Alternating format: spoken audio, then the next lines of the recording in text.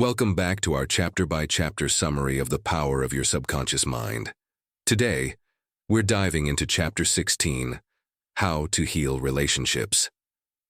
In this chapter, Dr. Murphy shows us how to use the power of the subconscious mind to heal and improve relationships with others.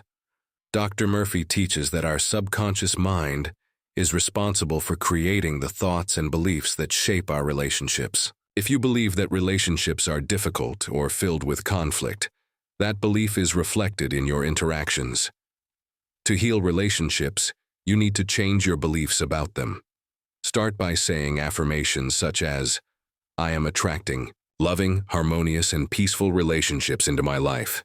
As you repeat this affirmation, your subconscious mind works to create positive shifts in your interactions with others. Dr. Murphy also recommends visualizing peaceful and loving interactions with those you care about. Imagine yourself connecting with others in a way that feels good, with mutual respect and understanding. Feel the love and positivity in those relationships. Another powerful technique is to forgive. Forgiveness frees your subconscious mind from negative emotions and opens the door to healing. By forgiving others and yourself, you release the emotional blocks that prevent harmonious relationships.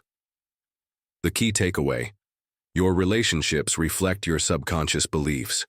By changing your beliefs and focusing on love, harmony, and understanding, you can heal and transform your relationships.